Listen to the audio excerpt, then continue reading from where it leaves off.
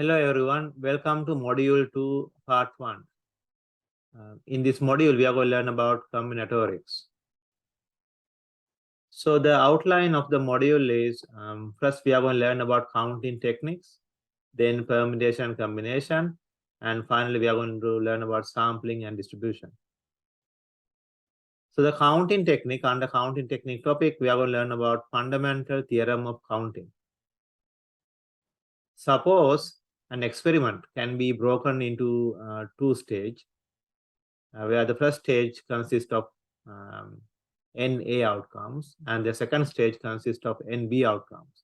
Then the total number of outcomes for two stages going to be equal to NA times NB. So if you visualize this, you have two stage AB. The number of outcomes for stage A is NA, number of outcomes for stage B is NB, and the total outcome is going to be then NA times NB. This is called as fundamental theorem of counting. Of course, you can extend this to any number of events. Like if you have another one, C, then it's NC, and you can multiply by that to get the total number of outcomes. So here you can see example. The example asking you to calculate the probability that you can get ID number with first number 7 and last number 9 with 11-digit ID number. You can use numbers from 0 to 9. So you can kind of like visualize this. So this is placeholders for each ID number. So we can use 11 digits.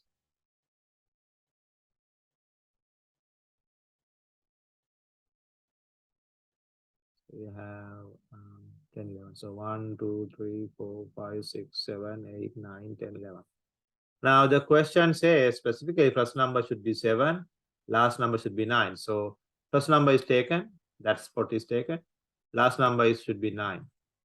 Now after that, we are free to choose any number for these other placeholders. So the second number can be any number from 0 to 9. So there are 10 possibilities. And then here you can pick any number from 0 to 9, so 10 possibilities, so forth.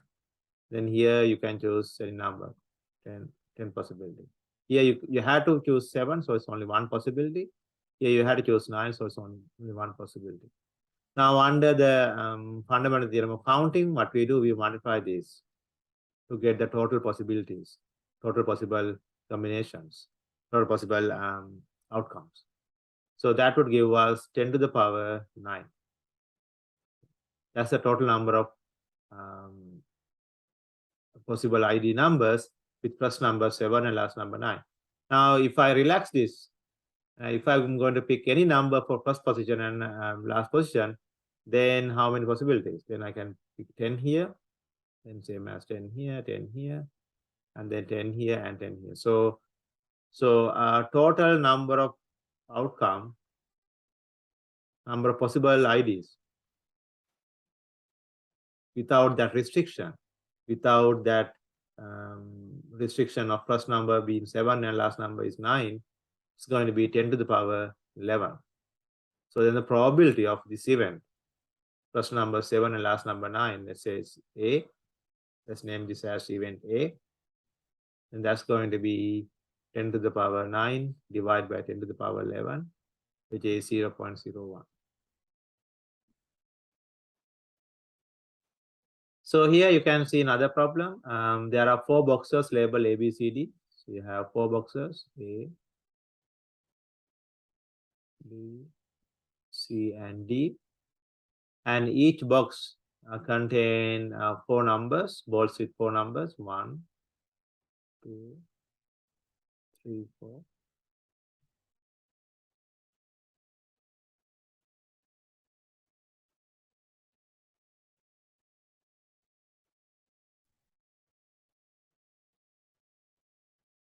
So the first one asks how many outcomes for this event. And we are going to choose, we are going to draw ball from each box in order, A, B, C, D. So if I come here, I can pick any of these numbers, so any of these balls. So there are 4. possibilities. Same here, I can pick any.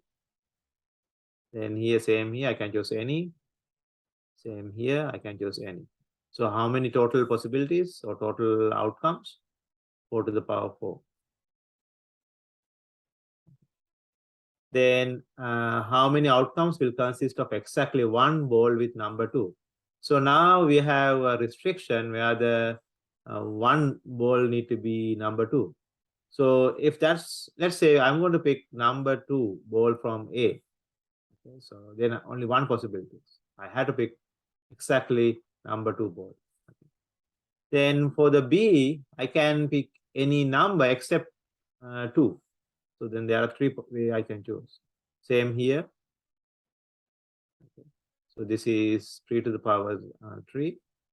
Now I can change from A to B. So now I can pick the number 2 ball from B. Okay. So then from A, I can pick any number except 2. From B, I had to pick number 2 ball. So it's fixed, so it's only one possibility. Same with the C. If I pick number 2 ball from C, then these are the possible outcomes. The same with the last one. So you pick number 2 here.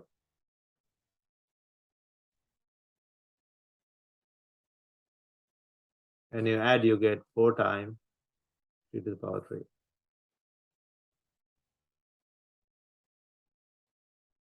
Calculate the probability that the number of first 2 balls are 2 and 1. Now, there are 2 ways. One is you can think as number 2 coming from box A.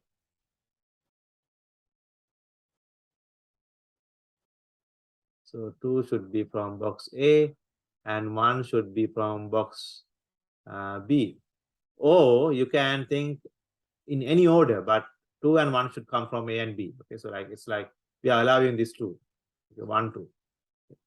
So if we strictly say like 2 need to be from A and 1 need to be from B, then how many different ways we can choose this?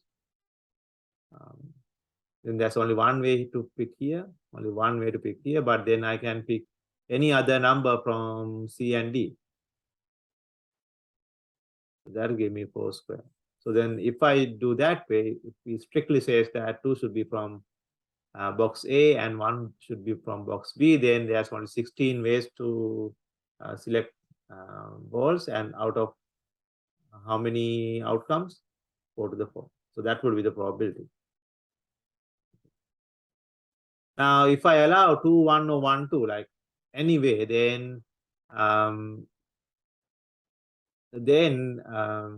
you have another possibility, like you can have in here you can have 1 and 2. So how many ways for that one? Still 1 and 1 is fixed.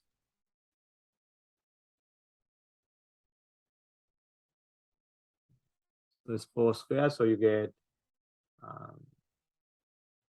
2 times 4 square divided by 4.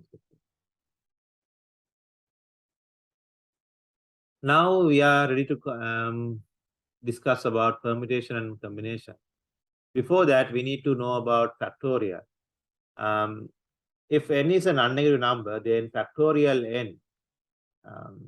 n factorial is defined as this way. For example, 4 factorial is going to be 4 times 3 times 2 times 1, which is 24. Now 0 factorial is defined as 1. So now let's go to the permutation. Permutation is defined this way. If you have n distinguishable objects, and if you want to choose or select ordered selection of r different elements from that set, then it's called as permutation of n object chosen r at a time. And the formula is npr, which is n factorial divided by n minus r factorial. Let's say your n is, just to understand this, you have 3 different objects. So let's say it's ABC.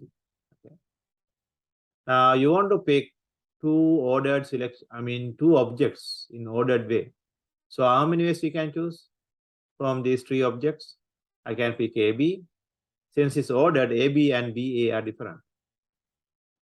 And I can pick AC, and that's different from CA because it's ordered selection.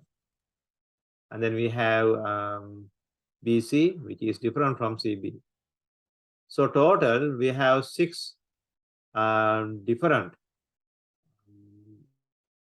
outcomes. Now, if I use the formula, it's going to be what? 3 factorial divided by 3 minus 2 factorial, which is 3p2. And that's going to be 6 factorial, 6.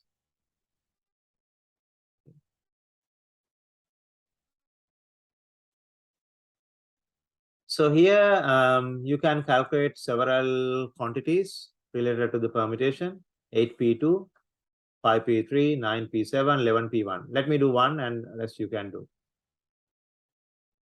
So this one you calculate as 8 factorial,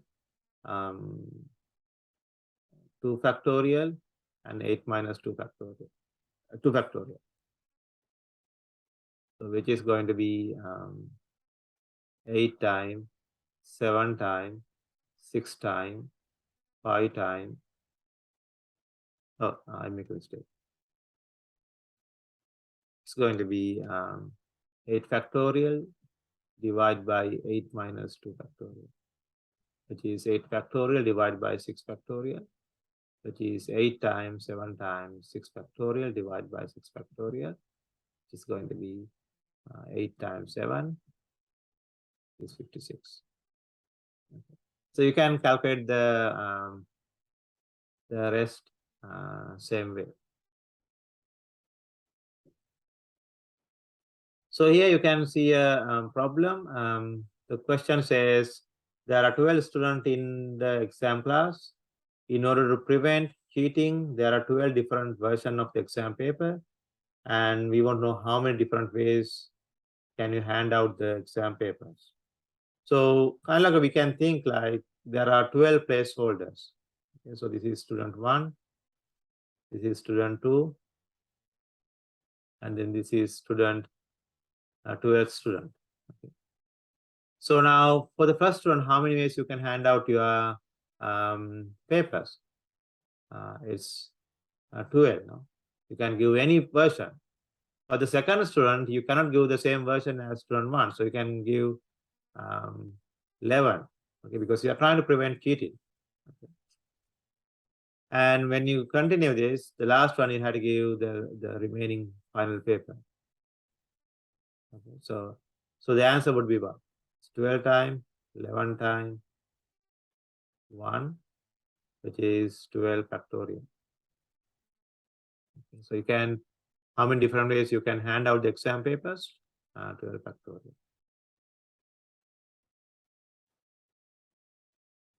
So here is another example.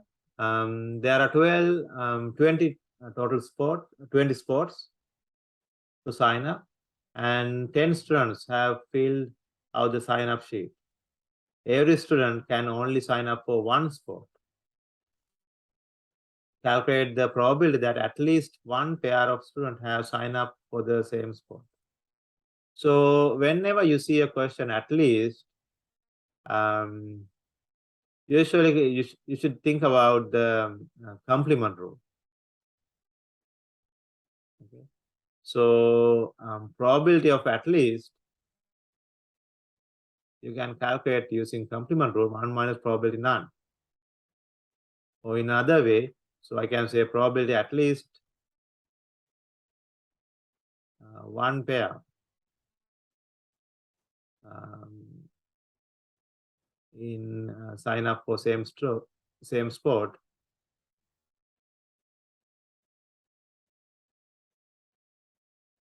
That is same as 1 minus probability none of them in the same sport. So then we can calculate this probability and get the answer. So what is the probability that none of them in same spot? So if you think about this, we need permutation. So how many different ways 10 students can sign up for 20 sport? So it's 20 P 10. It's going to be 20 factorial and 20 minus 10 factorial. Okay, so that's how many ways 10 students can sign up for 20 different sports. And then when you subtract by that, 1 minus that, then you will get at least one pair have signed up for the same sport. So this is probability none of them in same sport.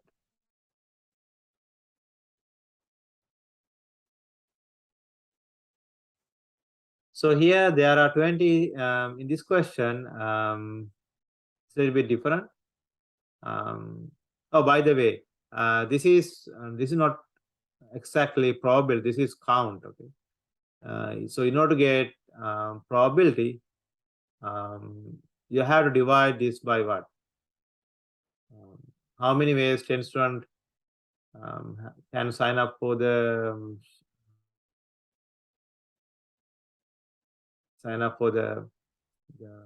20 sport. Okay, so I mean, if there are no restriction, then each student can pick 20 sport. No, I mean, I can think this as placeholders.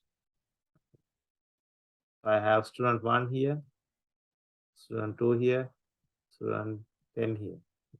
So if there are no restriction, then student 1 can pick any sport. And this one can pick any sport. And this one can pick any sport. So then how many ways? You can have 20 to the power 10. Okay. So in order to get the probability, actually, you have to divide this by that number, 20 to the power 10.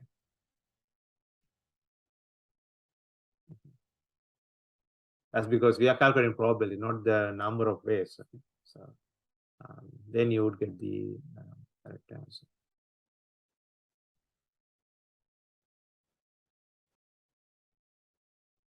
I mean, even in here, you can see that how to get the correct answer. Probability of none of them signing up same sport. So student one can pick any sport. The second one can pick 19 sport, so forth. The last one can pick 10 sport. Okay.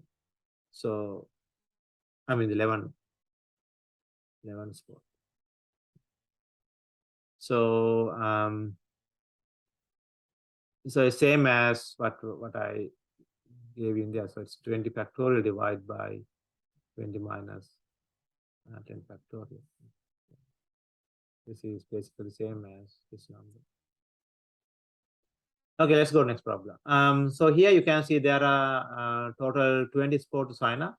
Every student can only sign up for one sport. Calculate the smallest number of students need to have probability that at least one pair of students sign up for the same sport is more than 50%. Now the number of students is unknown. Okay,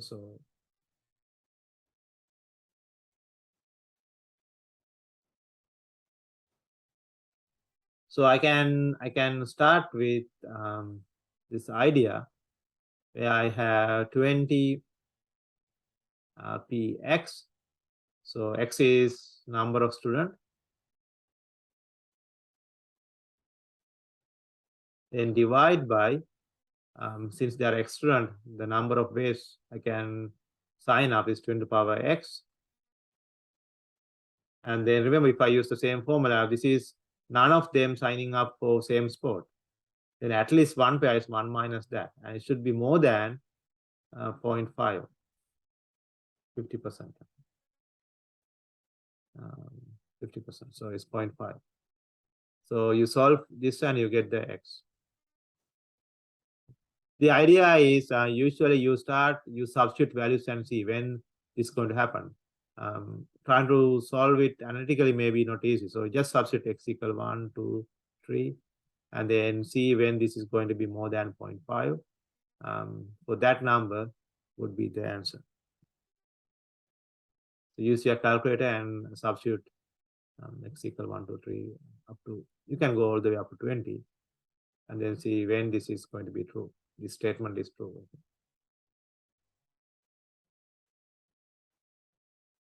So the next one is combination. The combination says what?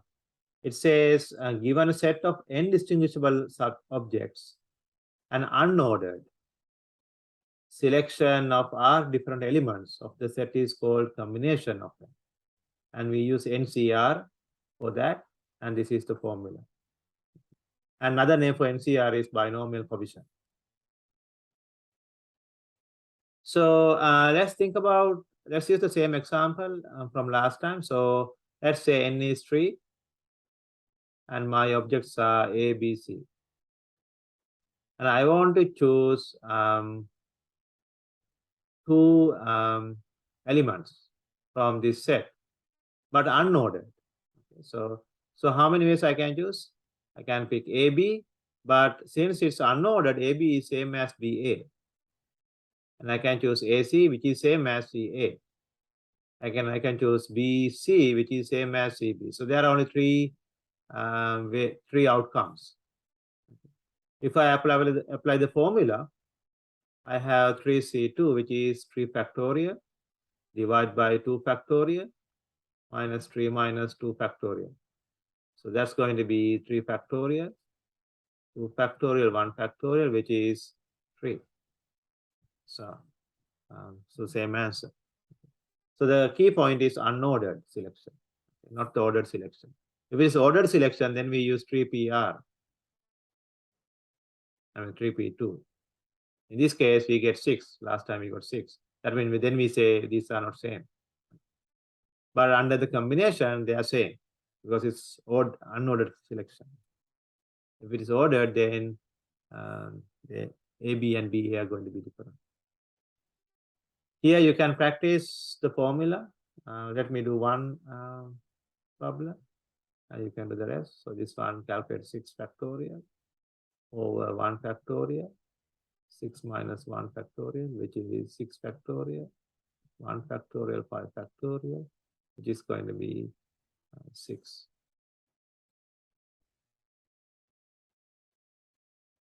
Here you can see an example which asks you to prove NCR equal NC n minus R. You can just apply the formula and claim that this is n factorial, R factorial, n minus R factorial. Then NC n minus R, which is going to be n factorial, n minus R factorial, then n minus R factorial, which is same as the first one. So 1 and 2 are same. So you can calculate the proof. It's a simple proof. So this question asks, let's say you want to go out for a walk and you would like to dress up casually. So you have 8 different coats, 4 blue, 4 black, 5 different jeans, 4 different pairs of shoes. And you must wear 1 coat, 1 jean, and 1 pair of shoes to go out. How many different ways you can dress up yourself? I mean, so let's draw like a placeholders. Okay, so here I have coat, and the jean, and the shoes. So how many ways I can choose a coat? I have to choose 1 coat out of 8. Okay. So I can say 8C1. Okay. Since actually 8C1, and you can even use 8P1. They both are going to give you the same answer. If you calculate this, what's the answer? 8 factorial, 8 minus 1 factorial, which is 8. And this is going to be the same, 8 factorial, 1 factorial, 8 minus 1 factorial, which is 8. I mean, for the first one, you can, even without this permutation combination, if you just think about this, you can choose 8 different codes. Then for the gene, you can choose, you have 5 different genes. And then the shoes, you have 4 different pairs of shoes. So how many different ways? If you use the fundamental theorem of counting, you can just multiply. So it's going to be 40 times 4, which is 160. Now calculate the probability that you can go out with a blue coat. So this is total number of ways. Okay, so then if you choose blue coat, then how many ways you can choose? Only 4 blue coats, and then still you have 5 different jeans and 4 different shoes. So that's give you 20 times 4, which is 80. So that would be 80 over 160, which is 1/2. Of course, it should be 1/2 because it's half and half. Okay.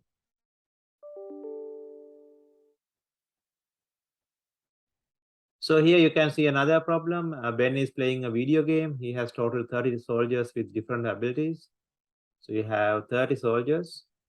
So you have archers.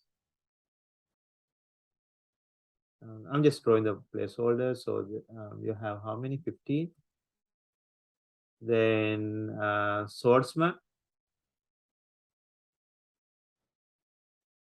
There are 10. And then knights. There are 5. Okay. So in the game, he can only send 10 of them to the arena. And he wants to manage his army efficiently. The lineup should be 5 archers. So you can see that it doesn't matter whether you pick, I mean, you don't care about the order. It's unordered selection. For archers, it can be like A1, A2, A3. Okay. But for him, it doesn't matter whether it's A2, A3. It's just you need to pick 5 archers from these 15. Okay. So then we had to use combination. So we are picking, there are 15 archers, we need to pick 5. Okay. So A1 and A2 and A3 is same as, let's say you have like A4, A5, all the way up to A15. Okay. So you are picking 5. So let's say A3, A4, A5. Okay. A1, A2, A3, A4. That's same as saying first you pick A1, next pick A4, next pick A3, next pick A5, next pick A2. Okay, that's same, okay? Because all you are counting just 5 archers from 15 as a group, okay? As a combination. Then next you need 3 swordsmen out of 10, and then 2 knights out of 2. So this would give you the different outcomes, different way you can pick 10 from 30 soldiers.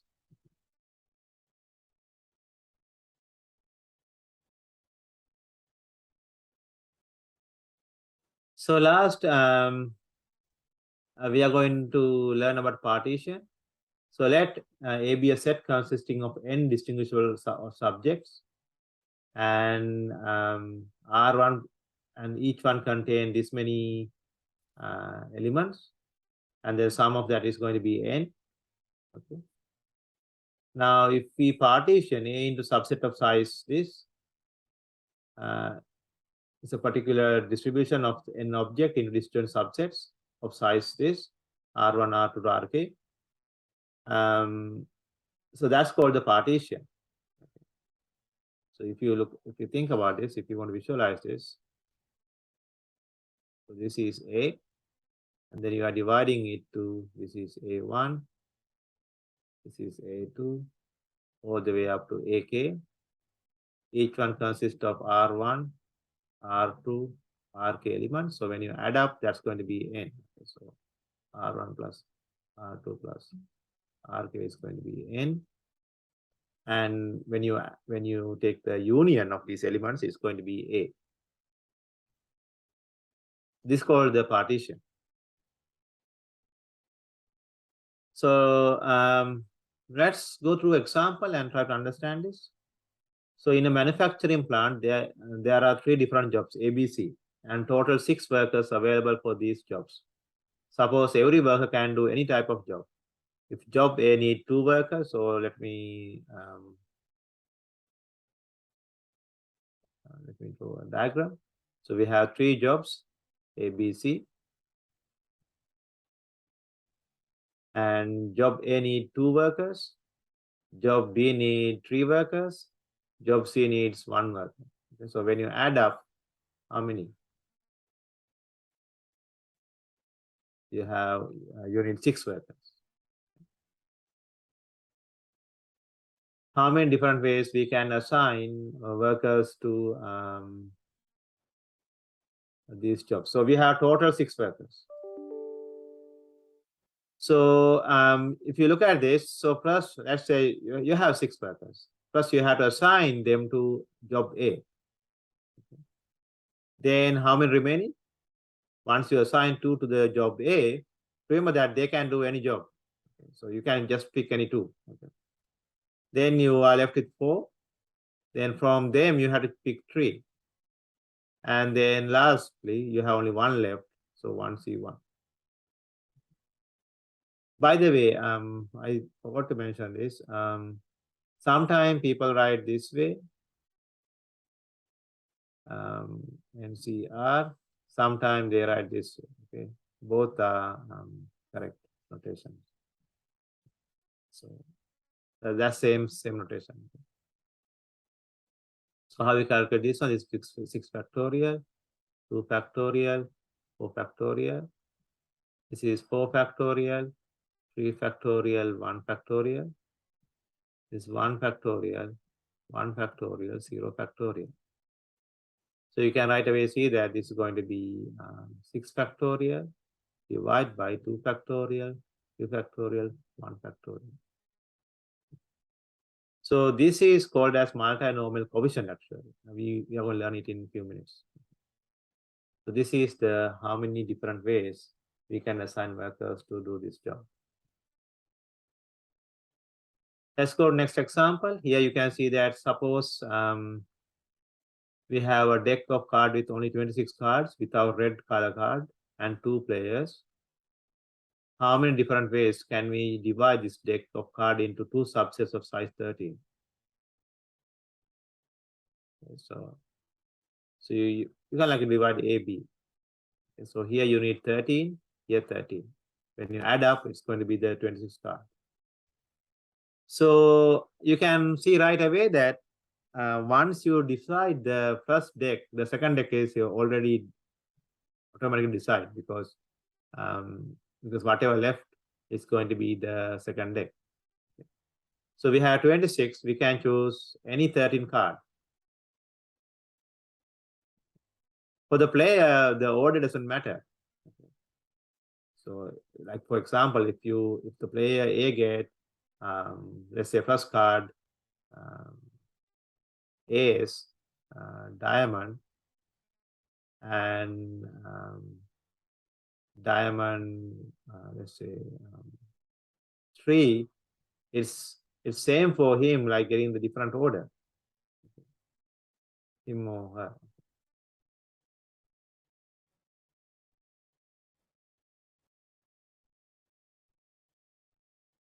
So that's same. So we use combinations. So order doesn't unordered selection. So then for this one, if you want, you can see 13, C13, which is actually 1. Or you can just say, okay, once you decide the first deck, the second deck is already decided. So actually we are calculating this part. So that's also going to be 26 factorial, 13 factorial, 26 minus 13 factorial. Time 13 factorial, 13 factorial, 13 minus 13 factorial. So which is going to be 26 factorial, 13 factorial, 13 factorial.